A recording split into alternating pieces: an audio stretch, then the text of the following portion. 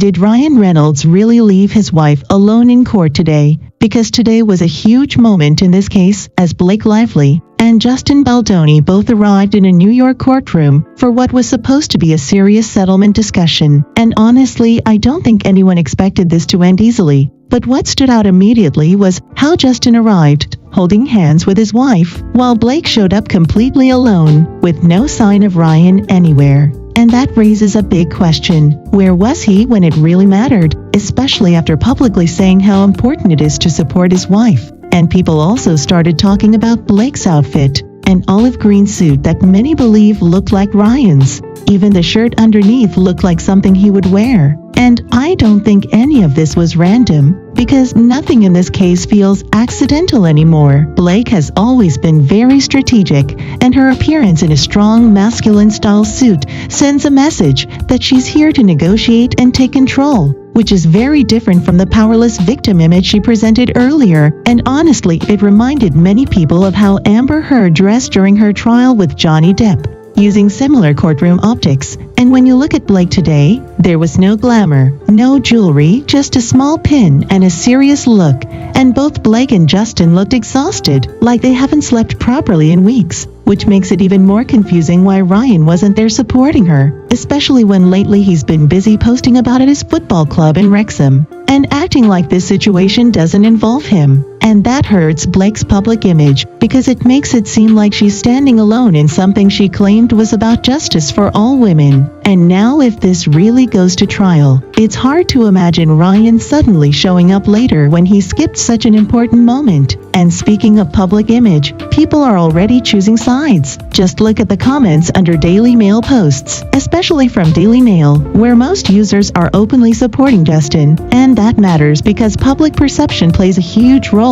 in high-profile cases like this. Now inside the courtroom today, this meeting was overseen by a magistrate judge, not the main judge, and the whole process is confidential. So we'll never know what was said, but legally this is where both sides are told their weaknesses and pressured to compromise. And according to People magazine, legal experts believe money and a public statement could be part of any settlement, but I personally doubt Justin would agree to that, because paying would look like an admission of guilt and could destroy his reputation. So for him, going to trial might be the only option left, even though that means years of stress and possible appeals. And if Blake settles, it also damages her credibility, because she claimed this fight was for all victims, not for money. Now on top of all this, another story is making waves, with Radar Online claiming that the friendship between Ryan and Hugh Jackman is falling apart, that Hugh is distancing himself to avoid getting dragged into this legal mess. And sources say Ryan keeps reaching out but isn't getting much response. And when you look back, Ryan didn't even support Hugh's recent movie publicly, which makes these rumors feel more believable. And then there's the timing of a major article by The Hollywood Reporter, published on the same day as this settlement meeting, talking about alleged smear networks in Hollywood, linking multiple cases together, including this one.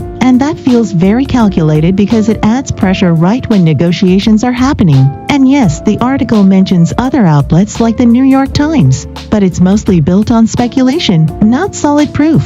And it also ignores one big question. Why would a powerful lawyer risk his entire career on shady tactics when getting caught would end everything for him? And that's something the article never properly answers, which is why I personally look at stories from big media groups like Penske Media with caution, because throughout this case, many trade magazines have clearly favored one side. So in the end, today's meeting probably won't magically fix anything. This case is about reputation more than money, and both sides have too much to lose, whether they settle or go to trial. And the biggest takeaway from today is that Blake stood there alone, Ryan stayed invisible, Justin came supported, and the public is watching every move, every outfit, every headline, and forming opinions that could shape the outcome long before any verdict is reached.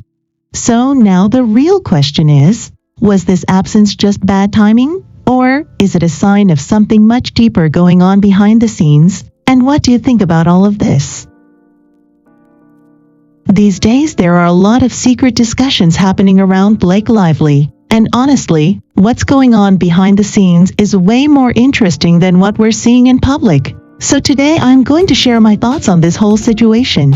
And trust me, some things just don't add up. First of all, let's talk about how quiet everything suddenly became. A few weeks ago, this case was everywhere. Headlines, interviews, leaks, social media debates. And now suddenly, it feels like people are trying to control the narrative. When things go silent in Hollywood, it usually means something serious is happening in private. Now look at Blake's recent public appearances. Her body language, her outfits, her expressions, everything looks carefully planned. This doesn't look like someone who is just reacting to events. This looks like someone who is following a strategy. Every move feels calculated, like she knows cameras are watching her from every angle. And then there is Ryan Reynolds.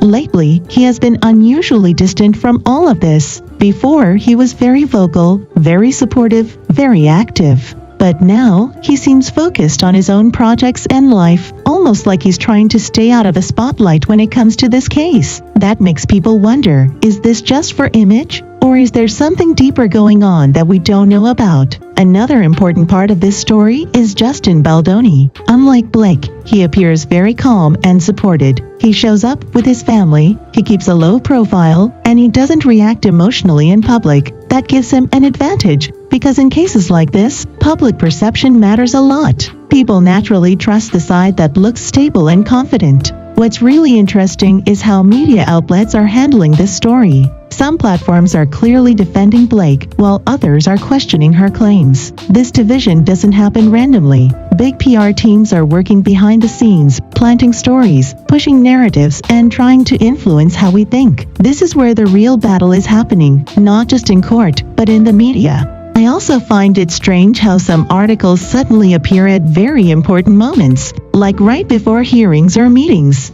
That timing is never accidental. It feels like someone is trying to pressure the other side, using public opinion. That's how Hollywood works. You don't just fight with lawyers, you fight with headlines too. Another thing people are whispering about is whether Blake is fully confident in her case. Because when someone is 100% sure they are right, they usually don't need so much image management. They don't need so many sources close to her stories. They just let the truth speak. But here, everything feels controlled. At the same time, if she settles, people will say she wasn't serious. And if she goes to trial and loses, her career could take a big hit. So she is stuck in a very difficult position. No matter what she does, there is a risk. That's why these secret talks are so important right now. My personal feeling is that both sides are trying to protect their reputation more than anything else. This is not just about winning a case. This is about saving their image in Hollywood. Because once your reputation is damaged, it's very hard to fix it.